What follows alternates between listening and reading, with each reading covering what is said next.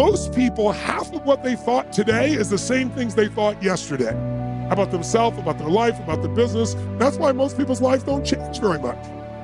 But if you wake up and you start realizing, I'm living in a home, an emotional home I don't want, you can change it. See, because everybody's got it. If you got $1 billion, check this out. If you had $1 billion,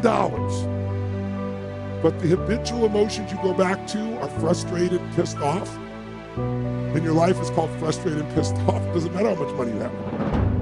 Write this down, please. The quality of my life is the quality of my habitual emotions. The quality of my entire life is nothing but the quality of my habitual emotions. Whatever habits of emotion, wherever my emotional home is, I will find a way to get back there. And until I change that, I'm gonna have a problem.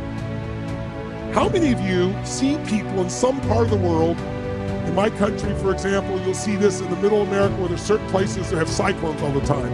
Or maybe down in New Orleans or places where every few years you get a huge storm that wipes out everybody right on the coast there. But then 2 years later, it happens again. They rebuild, it happens again. How many have ever thought to yourself, why don't these people move? Why don't they move, guys? Because it's what they're conditioned. They call that home. I don't want to leave my home. It's what I know. It's easy to see when it's somebody else and it's physical. It's harder to see when it's yourself and it's emotional, because we have an emotional home. Some of you grew up in a really tough environment. I did too. Pretty brutal environment. Very painful environment. Part of who I am is because I didn't want to suffer. I had to find answers. And because I suffered so much, I don't want you to ever suffer if I can do anything about it. I can't control it, but I can help massively. But it's only because I suffered so much, I don't want anybody else to. But think about it. Most people suffer even when they're successful. Listen, if you're successful and you're not fulfilled, that's the ultimate failure. If you got people that love you and you're not feeling joyous and alive, something's wrong. And you know what it is? You got an old home you're used to. Maybe the home you're used to is not a very happy home. It's a home of worry, a home of frustration, a home of anger, a home of feeling everything's unjust. And so you find a way to get back home using whatever the environment you can use. How many of you know somebody who's always pissed off about something? How many of you know somebody who is always worried? How many of you know somebody who's not really funny, but they think they are? And they crack themselves up telling stupid jokes. How many know somebody like this who cracks themselves up and they laugh so much that even though it's not funny, you find yourself laughing too? These people have different emotional homes. Some people's home is anger. They'll always find something to be angry about. It's what they're used to. It's their conditioning. So even when the storm comes in and messes up their life, they go right back to that same shit.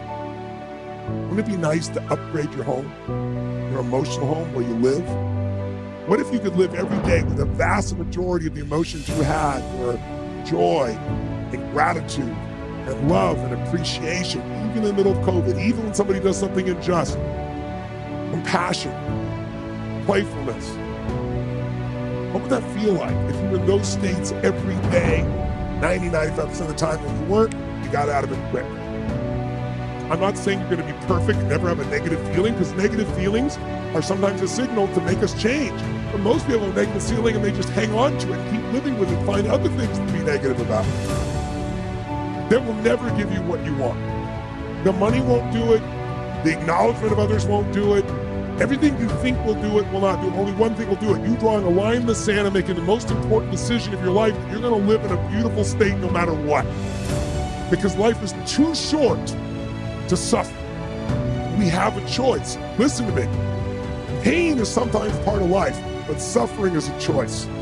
But for most of us, not a choice, because we have the habit of suffering, being stressed, being worried, being frustrated, being pissed off.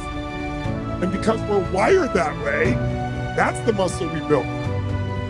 But if we rebuild our home here so it's even more magnificent, then you can have the life that you desire and deserve.